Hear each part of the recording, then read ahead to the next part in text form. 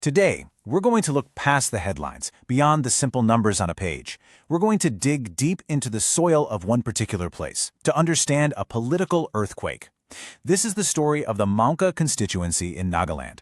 It's about how a 15-year political fortress crumbled, not in a tight race, but in a complete and total collapse. And really, what this one result tells us about the changing agreement between a voter and their leader, and maybe even the future of governance itself. So our story is set right here, in Moka, Nagaland, part of the Mon district. You see, to really get any election result, you have to first understand the place. This is a land of proud, ancient traditions, where the bonds of community run so much deeper than any political party. But it's also a place where the basic struggles of modern India are a part of daily life. The fight for a good road, for electricity that stays on, for decent work for the next generation. That's the reality, the very texture of life that ends up shaping every single vote. And that brings us to the central mystery we're here to solve. You have one party, the NPF, holding this seat for 3 terms straight, from 2003 all the way to 2018. Think about it. An entire generation of young voters had only ever known one party in power. That kind of long-term rule builds deep roots. And then, in 2023, that support didn't just weaken, it completely evaporated. I'm not talking about a narrow loss. We're talking about a wipeout. So how does that happen? What was really going on, both seen and unseen, to cause a shift this big? Let's start digging into the evidence.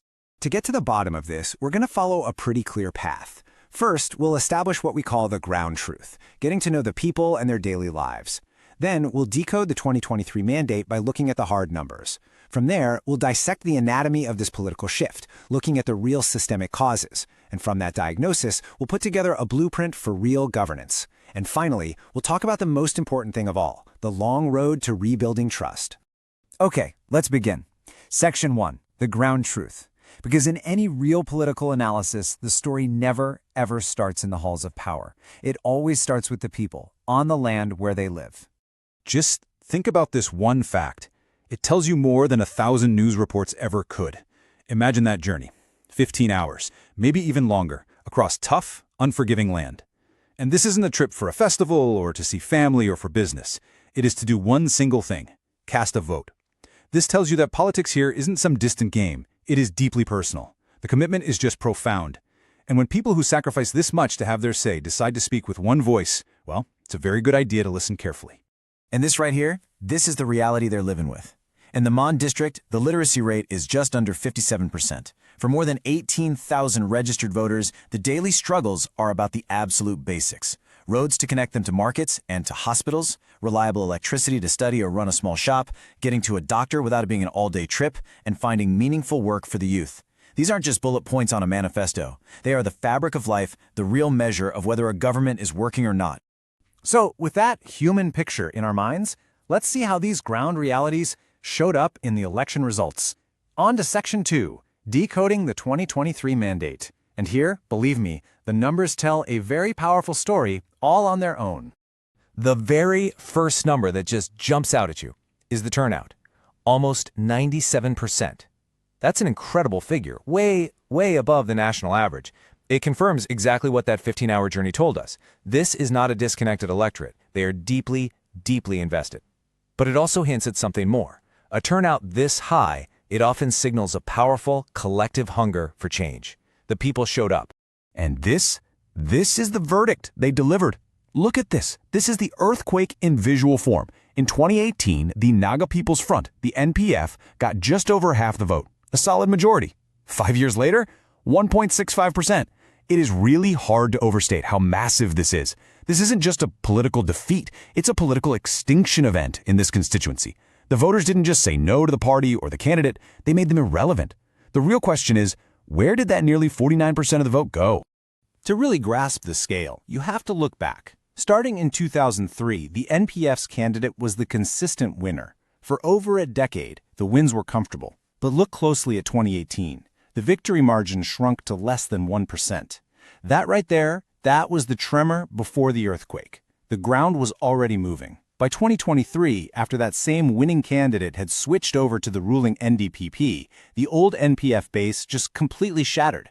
This wasn't something that happened overnight. It was the final result of a long, slow breakdown of trust. Okay, so we've seen what happened in the numbers. Now we have to ask the much more important question. Why did it happen? This takes us beyond just the data and into the systems, the actual machinery of politics that operates under the surface. Welcome to Section 3, the anatomy of a political shift.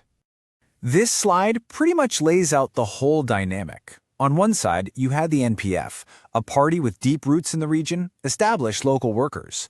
But it was an organization that was bleeding strength, weakened because its own key leaders were leaving. And on the other side, you have the ruling NDPP-BJP alliance, which held all the cards of incumbency. Control over state and central government money, huge funding power, and the smarts to absorb the very leaders who were leaving the NPF. It was a classic case of a fading legacy going up against a powerful machine. The machine won. To really understand this systemic failure, we can use a simple four-part framework. Think of it as the four faces of politics. The first face is what we call Arakapu, the voters. For a long time, politics in this region was mostly about a larger identity, but that's changing. The key insight here is that voters are now putting tangible development first.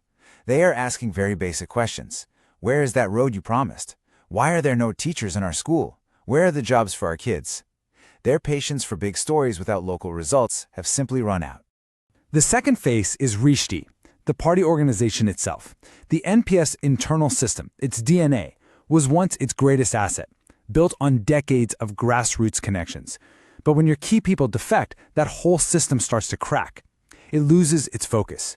You see, a party always has to balance its traditions with the need for new energy and reform. If it doesn't, it risks becoming hollow from the inside out, just a brand with no real product to offer. The third face is Langtu, which is the wider game of politics. No constituency exists in a vacuum. The environment at the state level, which is dominated by a powerful ruling alliance with access to central government support and funds, well, it creates this powerful gravitational pull. In a state with what is basically an oppositionless assembly, it becomes incredibly hard for any other party to offer a believable alternative. This is the water that every politician has to swim in. And the final face is Maihui, or policy. These are the promises you actually make to people. For the voters of Moka, those big, long-term promises about the larger Naga political issue are still important, sure, but they're not enough anymore. A party's policy has to speak directly to the broken road right outside their house, the missing medicine in their local clinic, the lack of opportunity for their children. It has to connect the big vision to their real daily life. And the NPF just failed to make that connection. So, understanding these four faces lets us move from just analyzing a defeat to building a real path forward. This is Section 4, a blueprint for governance. And this isn't just about winning the next election. It's about earning the right to actually serve the people. So what do the people of Moka actually want? It's not rocket science. They want reliable roads, so a 15-hour journey to vote or see a doctor is just a story they tell their grandkids. They want real, skill-based opportunities for their children. They want the lights to stay on and for clean water to come out of the tap. And they are just tired of a political culture that runs on money and party hopping. They're asking for stability and a representative who is genuinely on their side through thick and thin. And this right here gets to the absolute heart of it all. The dignity of every single citizen is a constitutional promise. This isn't just about infrastructure or economics. When a road doesn't get built, when a school has no teacher, it is more than a failure of planning. It's a failure to uphold that basic promise of dignity. And that dignity isn't some abstract idea. It's measured in reliable roads, in clean water, and in real opportunities for the young. So, how does a party or a leader actually respond? Well, it takes a clear 5-step strategy. First, you have to rebuild trust simply by being there, on the ground, listening, even when there isn't an election. Second, your entire message has to be focused on those core, tangible issues we just talked about. Third, you got to be smart about the political game.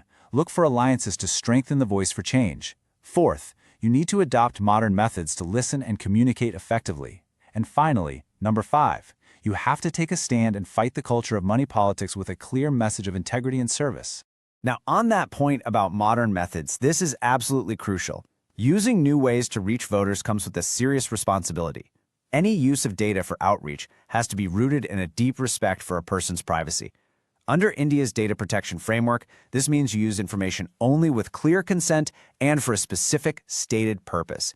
It's about building a respectful conversation, not just targeting people. You break their privacy, you break their trust. It's that simple. And this brings us to our final section. This is about looking beyond just the next election cycle and thinking about a more sustainable, a more honorable way of doing politics. Section 5. The Path to Rebuilding Trust. You know, if there is one single lesson to take away from the Moka Mandate of 2023, it's this. The ruling alliance had all the resources, the power, the whole machine. But resources and trust are not the same thing. Trust is not bought with a last-minute gift or a grand promise. It is earned, slowly, over time, through reliability, by showing up, by keeping your word, by proving again and again that your main purpose is service, not just power. That is the only currency that really matters in the end.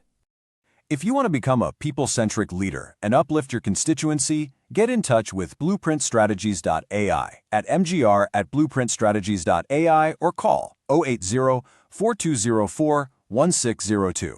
Purpose beyond politics.